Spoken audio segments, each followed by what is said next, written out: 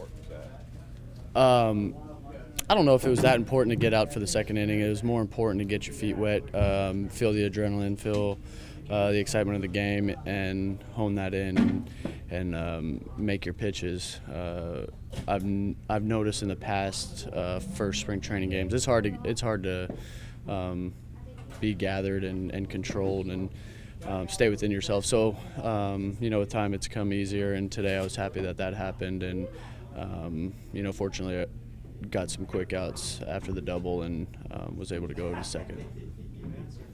So for your first of 6 spring starts, everything was as you hoped? I'd say, yeah, it was better than years past. You always feel great, you get so accustomed to throwing bullpens and being good at bullpens and being good at live VP that it takes a little bit of time to be comfortable in a game situation. And the first time through with all the guys, with Jake yesterday, and then Karn's leading us off to the rest of the guys going through, I think that's, and even Cash has said that we're not judging off of the first time out, and just because it does have that much of a effect on the way you are able to go about your business on the mound. So we're not really looking for that. We're looking to get our feet wet, and if we're able to stay within ourselves and have some good results, it's a bonus.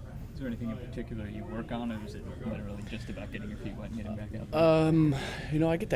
We get that question a lot, what we're going to work on this game, that game, and I think from the pitching side of things, I'm working on getting outs. I'm working on setting guys up and making sure the ball's moving well and getting feedback from my pitches. I'm just competing, really. But, with the guys on the base pass, I'm working on controlling the running game. That's been a flaw of mine in the past.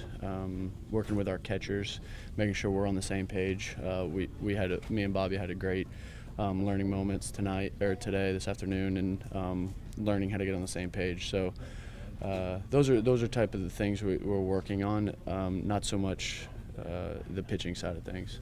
What'd you think of the club? It rushed me. It flustered me a little bit in the beginning.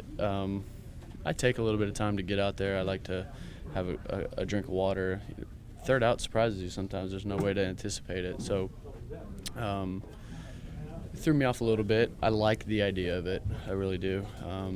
Anything we can do to make this game broader and more acceptable and entertaining for fans, I'm all for. There's going to be corrections that are going to need to be made to it, but I like the initial direction we're headed. Was it just with Bobby just a matter of location or signs? Or it's a matter of what type of pitches and what counts that those locations will be in. So there's a lot of different variables that can go on. So it's going to take a little while to. And if it's just easy to know, then I'm not mixing up my pitches well. So catcher-pitcher relationships, it's got to be strong, and it takes a while to build. And we've got 3-4 excellent catchers in this organization, so we have to make sure we're on the same page with all of them, and because at any moment we can have any of them in the big leagues, and been nothing but excitement for us pitchers to see the guys that we have. Is that something that you actually have to pitch in a game to? Yes, absolutely. We can talk. I didn't do a good enough job talking to him today before the game, but I'm kind of glad that happened, because we had the example happen, and then we talked about it afterwards. It sticks a little bit better that way. So he was awesome, man. He got me some low strike calls. You can't throw the ball too low with him behind the plate. He can pick it up off the dirt and make it look like a strike. So, like I said, we're extremely excited as a staff to have the guys we do. And the big news today, can you run through your decision to keep up? That broke today, huh? That wasn't supposed to come out for a little while. Well, we gave it some time. we tried to find the original owner. We took it to a kennel and found a chip in it and traced back the original owner. Didn't sound like the original owner intended on keeping it. whatever the case was, we don't really know, but it seemed to have been that Oscar was a stray dog and didn't have a home. So me and my fiance decided to keep it, and you know, the rule is, I guess, that I just learned, if you have the dog for over 72 hours, it becomes your dog, and you have the right to decide whether you want to give it back to the original owner. I don't know. That's what I was told. So, you know, over that 72 hours, you become attached to the personality that dog sheds on you. So, you know, we fell in love with it. Axel loves it. They play all day, so you know, it just felt like a right fit for us. You gonna change the name? I thought about changing it to Baxter.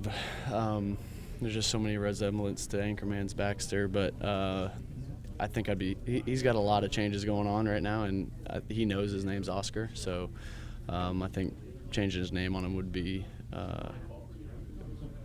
not beneficial to him. You know, he's trying to figure out what's going on right now. We're gonna keep at least his name the same. Thought maybe throw Ellie. You gotta reshoot the calendar. Way too much personality to be named Ellie. You gotta reshoot the calendar. Yeah, we can photo crop it in there. You got to get RV.